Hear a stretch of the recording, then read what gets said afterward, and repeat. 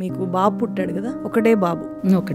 Delivery టైంలో కూడా మరి లేరు అసలు. అంటే మీరు అప్పటికి పాటలు పాడుతూనే సాహిత్యోద్యమంలో ఉన్నారు? ఉన్నాను. నేను అరుణోదయలో ప్రగతిశీల మహిళా సంఘంలో పనిచేస్తున్నా నేను. అంటే ఇప్పుడు నాకు బిడ్డ పుట్టాడు, ఈ బిడ్డ కంటే అదేమీ ముఖ్యం కాదు అని అనిపించలేదు? అనిపించలేదండి. అది క్యాంపెయిన్లకు పోయినా నేను బాబుని వేసుకొని 6 months కి అప్పచెప్పి అమ్మ చూసుకుంది. అమ్మ వ్యవసాయ కుటుంబం, అమ్మకి చేత కాదు పాపం. 1 year దాకా చూసుకుంది. ఆ తర్వాత మా అక్క వాళ్ళు పెంచారు. నాన్నెక్కడ అడిగితే వేరే దేశంలో పనిచేయడానికి పోయిండని చెప్పేదాన్ని. చర్చలప్పటికీ ఇంకా టీవీలలో వస్తుంది కాబట్టి చూసే అవకాశం ఉంటుంది.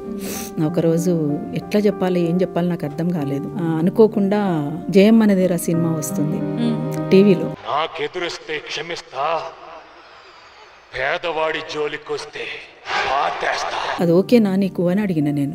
బాగుంది కదా అన్నాడు. పేద ప్రజల కోసం ఫైట్ చేయడం అనేది ఉంటది అందులో. కరెక్టేనా అంటే కరెక్టే కదా, అది అన్యాయం కదా, అది ఎవరికైనా రైట్ ఉంది అని అన్నాడు. అదే మీ నాన్న చేసేది అని చెప్పిన నేను. భయం కదా, చంపేస్తారు కదా అన్నాడు. అది చూసినావు కదా అన్న నేను. చంపేసే రోజులు కూడా రావచ్చు అని అంటే ఇక పట్టుకొని ఏడ్చాడు బాగా. నాకు కూడా చాలా తక్కువగా టైం దొరికేది.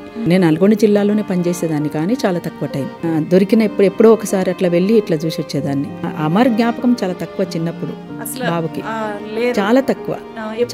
ఫస్ట్ టైం బాబుని డెలివరీ అయినాక ఒక్కసారి వచ్చి చూసి వెళ్ళారు. ఇప్పుడు డాక్టర్ని చేయగలిగారు ఆ బాబుని? నేను చేయలేదు, మా అమ్మ చేసి. నా కాన్వకేషన్ అప్పుడు మాత్రం చాలా బాధపడ్డాడు. ఎవరు రాలేదు, నన్ను అనాథగా వదిలేశారు. ఎందుకు వెళ్ళలేకపోయారు కాన్వకేషన్? మాకు ఆయన చదివిన కాలేజ్ కూడా తెలియదండి. ఇంకా మనకు తెలియకుండానే ఉండాలనేటువంటిదే అనుకున్నాం ఇంకా.